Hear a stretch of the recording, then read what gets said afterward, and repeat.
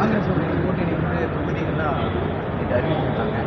இதுக்கு முன்னாடி வந்து காங்கிரஸோட சாதக இணைய போது நிறைய பேச்சுவார்த்தைகள் நடந்தது, நிறைய சமூக அடையாளம். இதை பற்றி எப்படி பாருங்க? வேறு தேசிய கட்சியோட இணைவீங்க இல்லை, எங்களை பொறுத்தளவுக்கு எங்களால் பலருக்கு நன்மை நடக்கிறது, அவ்வளோதான். சுருக்கமாக சொல்ல போனோம், எங்களால் பலருக்கு நன்மை. சரி, இப்போ அடுத்த கட்டமாக எந்த மாதிரியான கட்சியோடைய வலு இருக்குது? தலைவர் அதை முடிவு செய்வார்.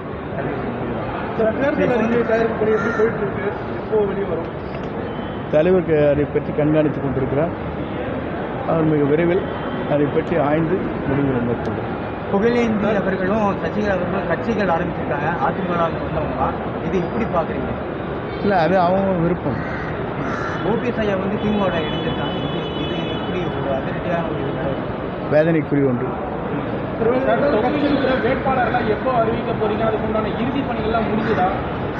அது எல்லா கட்சியும் தான் கூட்டணியே முடியாது. எல்லா கட்சியும் இருக்கிறபோது எங்களுக்கு வேட்பாளர் கேட்குறீங்களே. இந்த கூட்டணியில் எல்லா கட்சி வர பேசிட்டு பொறுத்து வந்து பாருங்க. விஜய் அடுத்தது எங்கே நடக்க போகுது? ஒன்றும் அது முடிவு செய்யவில்லை.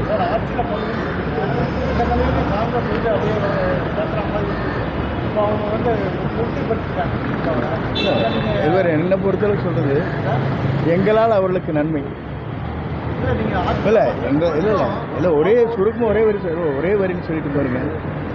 மாற்று கட்சியில் இருக்கின்றவர்களுக்கெல்லாம் எங்களால் ஒரு நன்மை கிடைத்திருக்கிறது.